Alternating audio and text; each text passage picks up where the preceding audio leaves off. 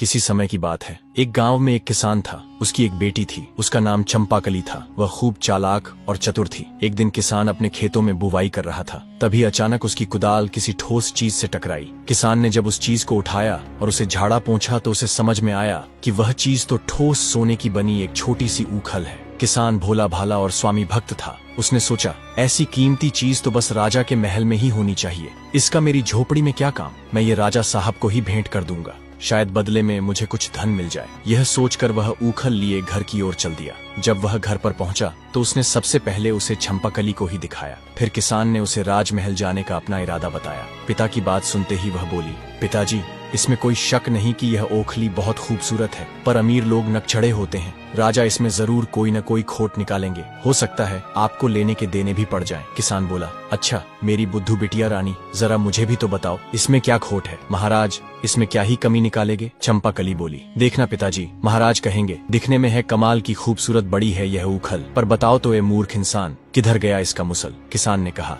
हमारा राजा कभी ऐसा नहीं बोलेंगे। तुम क्या उसे भी अपनी तरह बेअक्ल समझती हो। किसान ने ओखली एक थैली में डाली और चल पड़ा राजमहल की ओर। पहरेदारों ने पहले तो उसे रोका, लेकिन जब उसने राजा को उपहार देने की बात कही तो उसे दरबार में लेकर चले आए। दरबार में किसान ने राजा से कहा, अन्नदाता, मुझे अपने खेत में बुवाई करते समय यह ठोस सोने की सुंदर ओखली मिली है। मैं यह मानता हूँ कि यह केवल आपके महल में ही अच्छी लगेगी, इसलिए मैं यह आपको भेंट करना चाहता हूँ। आप मना मत करिएगा। राजा ने ओखली हाथ में पकड़ी, उसे हर ओर से घुमा फिरा कर देखा, फिर सिर हिलाते हुए बोले, दिखने में तो कमाल की खूबसूरत बड़ी है यह ऊखल, पर बताओ तो ऐ किसान, किधर गया इसका मुसल।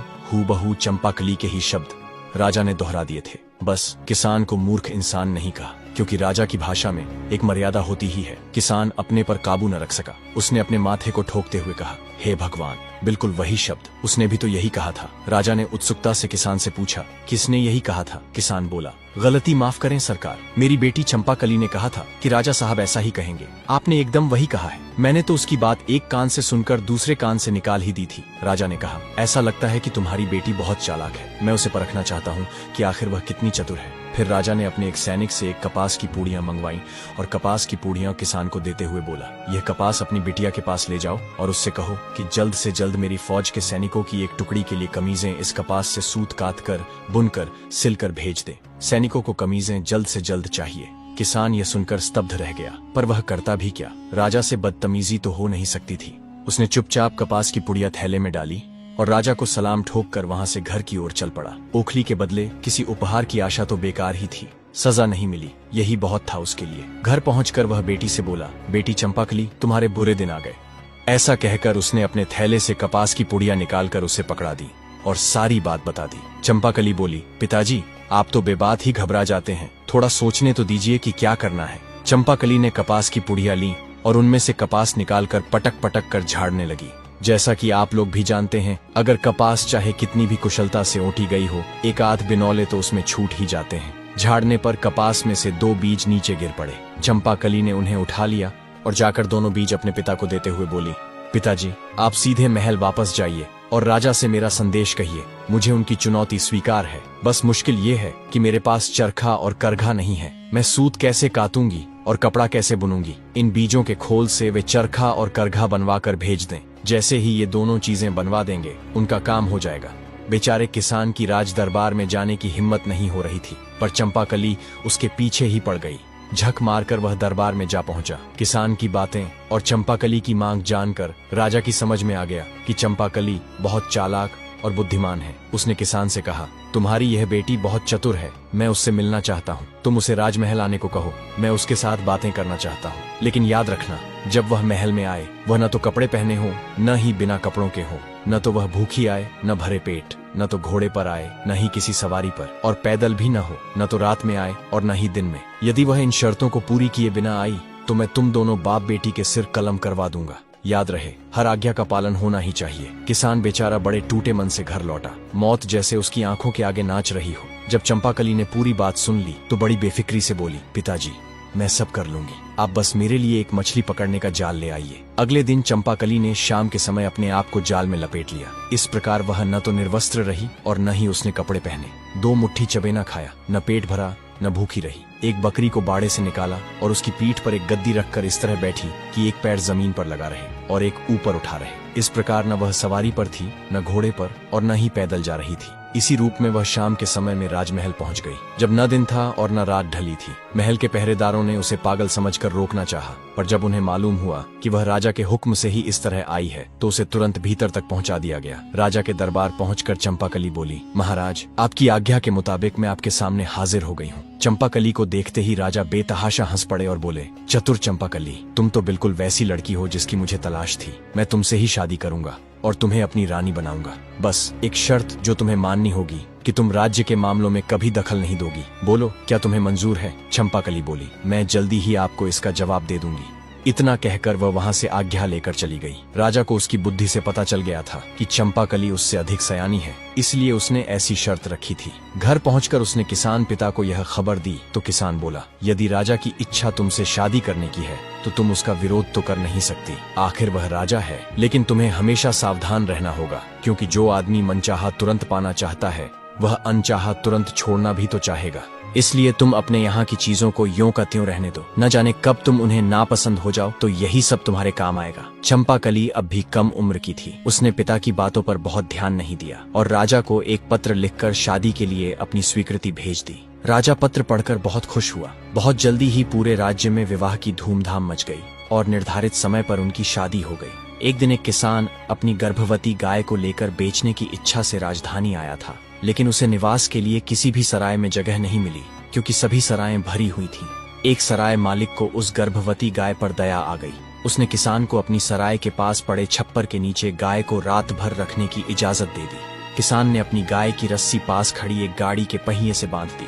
भगवान की माया, सुबह सबने देखा कि गाय ने रात में एक बछड़े को जन्म दिया था, जो लुढ़क कर गाड़ी के नीचे चला गया था। गाय का मालिक बहुत खुश हुआ। उसने अपनी गाय और बछड़े को संभाला और वापस घर जाने की तैयारी करने लगा।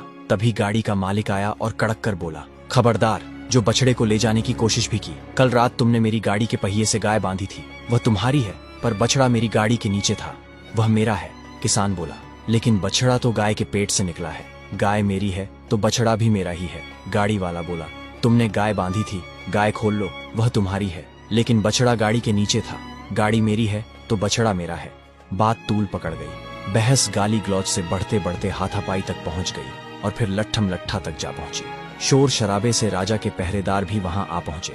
दोनों दावेदारों को राज दरबार में न्याय के लिए पेश कर दिया गया। उस राज्य का नियम कुछ समय पहले तक ऐसा था कि हर मुकदमे का फैसला राजा रानी मिलकर किया करते थे, लेकिन अब जब चंपाकली से राजा का विवाह हो गया था तो राजा की शर्त के कारण चंपाकली को दरबार के मामलों में बोलने की मनाही हो गई थी।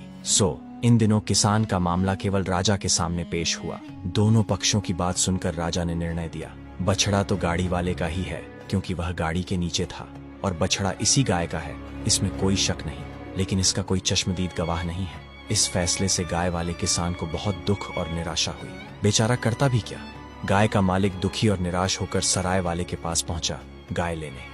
तभी सराय वाले को उस पर बड़ी दया आई। उसने उसे रानी के पास जाने की सलाह दी और बोला, हमारी नई रानी बहुत चतुर है, वह तुम्हें जरूर कुछ उपाय बताएगी। किसान राजमहल पहुंचा और वहां के दरबान को अपनी पूरी कहानी सुनाकर बोला, भाई साहब, मैं बड़ा दुखी और गरीब आदमी हूँ, क्या आप किसी तरह मेरी भेंट नई रानी जी से करवा सकते हैं? दरबान बोला, मैं मजबूर हूँ भाई। राजा साहब ने किसी भी फरियादी को रानी से मिलने की सख्त मनाही कर दी है, मरता क्या न करता। किसान ने चोरी छिपे महल के आसपास चक्कर लगाना शुरू कर दिया। उसे एक बगीचे में रानी चहलकदमी करती दिखाई दी। फिर क्या था, बगीचे की बाड़ फांद कर गाय वाला अंदर जा पहुंचा और रानी के आगे गिड़गिड़ाकर अपने साथ हुए अन्याय की कहानी कह सुनाई। चंपाकली ने थोड़ी देर विचार किया, फिर बोली, मेरी बात ध्यान से सुनो। कल महाराज शिकार खेलने जा रहे हैं। वह एक ऐसी जगह जाएंगे जहां एक तालाब इस मौसम में हमेशा सूखा रहता है। तुम अपने साथ मछली पकड़ने वाला एक जाल और बंसी लेकर वहां चले जाना। जब राजा साहब दिखाई दें तो ऐसा अभिनय करना मानो तुम मछलियां पकड़ रहे हो। महाराज तुमसे जरूर पूछेंगे कि तुम सूखे तालाब में मछलियां क्यों पकड़ रहे हो। तब तुम उनसे कहना, यदि एक गाड़ी बछड़ा पैदा कर सकती है तो क्या सूखे तालाब में मछलियां नहीं मिल सकती? अगले दिन किसान बंसी और जाल से लैस होकर सूखे तालाब पर पहुंच गया। तभी वहां राजा अपने सैनिकों के साथ शिकार करने आ पहुंचा। उसने देखा कि एक बूढ़ा व्यक्ति सूखे तालाब में मछलियां पकड़ रहा है। राजा उसके पास गया और पूछा, तुम सूखे तालाब में मछलियां क्यों पकड़ रहे हो? इस पर किसान बोला, जब एक गाड़ी बछड़ा पैदा कर सकती है तो सूखे तालाब में मछलियां क्यों नहीं मिल सकती। किसान का उत्तर सुनते ही राजा हैरानी में पड़ गया। वह किसान से जोर से बोले, ये तुम किसकी बोली बोल रहे हो? तुम तो ऐसा कभी सोच भी नहीं सकते। सच सच बताओ, क्या तुम रानी से मिले थे? किसान इनकार न कर सका। उसने तुरंत स्वीकार कर लिया कि ऐसा करने की सलाह उसे रानी से ही मिली थी। राजा ने तुरंत सिपाहियों से कहा, बछड़ा गाय के मालिक को दिलवा दो। महल लौटते ही उन्होंने चंपाकली को बुलाया और बोले, मैंने शादी के समय जो शर्त रखी थी तुमने उसे पूरा नहीं किया। तुमने मेरे किए फैसले का विरोध किया। तुम्हें राजकाज के मामलों में नहीं पड़ना चाहिए था। अब इस राजमहल में जो भी चीजें तुम्हें प्रिय हों उन्हें अपने साथ लेकर रात होने से पहले अपने गांव के घर लौट जाओ और एक किसान की बेटी की तरह ही सारी जिंदगी बिताओ। चंपाकली ने सिर झुकाकर जवाब दिया, जैसा आप चाहते हैं वैसा ही होगा महाराज। बस आपसे एक विनती है कि शाम के समय मुझसे जाने को न कहें। घर की लक्ष्मी को संध्या के समय घर से निकलने पर आपकी प्रजा में आपकी बदनामी होगी। राजा बोले, ठीक है, आज रात हम आखिरी बार एक साथ खाना खाएंगे, कल सुबह तुम चली जाना। चंपाकली बोली, ठीक है महाराज। अब चतुर चंपाकली रसोई में गई और रसोइये से तला भुना स्वादिष्ट और गृष्ट भोजन बनाने को कहा। भोजन के साथ पीने के लिए स्वादिष्ट और कीमती मदिरा भी मंगवाई। सुस्वादु भोजन अधिक खाया भी जाता है और उसके बाद आलस्य भी अधिक आता है। रात को जब राजा और चंपाकली ने साथ बैठकर भोजन किया तब राजा का मन पहले से ही व्याकुल था। ऊपर से उन्होंने अधिक मदिरा भी पी ली थी। कुछ ही क्षणों में मदिरा ने अपना प्रभाव दिखाया और जैसे जैसे भोजन समाप्त हुआ राजा आलस्य और नींद के ऐसे जाल में उलझ गए कि अंततः अपनी कुर्सी पर ही गहरी नींद में डूब गए। रानी चंपाकली ने तुरंत सेवकों को आदेश दिया, महाराज को कुर्सी समेत उठाओ और जैसा कहा जाए वैसा ही करो, बिना किसी नानुकुर के। अगर किसी ने टाल मटोल की तो उसे महल से बाहर कर दिया जाएगा। सेवकों ने रानी के आदेश का तत्काल ही पालन किया। चंपाकली महल से निकल पड़ी और राजधानी की गलियों से होती हुई देर रात अपने गांव पहुंच गई। घर के दरवाजे पर पहुंचकर उसने पुकारा, पिताजी दरवाजा खोलिए, आपकी बेटी लौट आई है। बेटी की आवाज सुनते ही वृद्ध पिता दौड़ते हुए खिड़की तक आए और बोले, इतनी रात गए आई है बेटी? मैंने तो पहले ही कहा था, ऐसे आदमी का कोई भरोसा नहीं। खैर, तुम्हारा कमरा आज भी वैसा का वैसा ही है, आ जाओ बेटी। चंपाकली बोली, पिताजी जल्दी दरवाजा खोलिए, बातें हम बाद में करेंगे। दरवाजा खुला तो किसान ने देखा कुछ सेवक राजा साहब को कुर्सी सहित उठाए खड़े हैं। चंपाकली ने राजा को अपने कमरे तक पहुंचाया, उनके जूते उतारकर उन्हें बिस्तर पर सुलाया, सेवकों को विदा किया और खुद भी उनके पास लेट गई। कुछ देर बाद राजा की नींद टूटी। शायद गांव का बिस्तर महल जितना मुलायम नहीं था। उन्होंने करवट बदली तो उन्हें एहसास हुआ कि उनकी पत्नी बगल में है। वे बोले, चंपाकली, मैंने तो तुम्हें अपने गांव लौट जाने को कहा था, तुम गई नहीं? चंपाकली ने शांत स्वर में उत्तर दिया, जी हाँ महाराज, लेकिन अभी तो सुबह नहीं हुई है, आप आराम से सो जाइए। राजा फिर सो गए। अगली सुबह उनकी नींद मुर्गे की बांग और बकरियों की मिमियाहट से खुली। खिड़की से सूरज की हल्की किरणें कमरे में आ रही थीं। राजा चौंक कर उठे और बोले, चंपाकली, मैं कहाँ पर हूँ? मैं यहाँ कैसे आया? राजा के मन में और भी बहुत सवाल दौड़ने लगे। चंपाकली मुस्कुराई और शांत स्वर में बोली, महाराज, आपने ही ने तो कहा था कि महल से जो वस्तुएं मुझे प्रिय हों उन्हें साथ ले जा सकती हूँ, और महल में मेरी सबसे प्यारी चीज आप ही है, इसीलिए मैं आपको अपने साथ यहाँ ले आई। अब मैं आपके साथ यहीं रहूंगी। राजा को अब सब समझ में आ गया। राजा जोर से हंसे और बोले, चंपाकली, एक बार फिर मैं तुम्हारी बुद्धि के आगे हार गया। इतना कहकर उन्होंने उसे गले से भर लिया। इसके बाद वे चंपाकली को लेकर महल लौटे। अब वे न केवल उसे अपनी पत्नी के रूप में मानते थे बल्कि दरबार में भी उसकी सलाह लेने लगे। चंपाकली हर दिन राजा के साथ राजकाज में सम्मिलित होती और उसकी चतुराई से राज्य में न्याय और सुख शांति बनी रही। तो दोस्तों, यह कहानी हमें यह सिखाती है कि यदि हमारे भीतर चतुराई, धैर्य और आत्मविश्वास हो तो हम जीवन की किसी भी कठिन परिस्थिति का बुद्धिमानी से समाधान निकालकर न केवल उससे उबर सकते हैं बल्कि सफलता भी प्राप्त कर सकते हैं। हमें उम्मीद है कि आपको हमारी हर कहानी की तरह ये कहानी भी पसंद आई होगी। ऐसी और भी कहानियां देखने के लिए हमारे चैनल को जरूर सब्सक्राइब करें। धन्यवाद।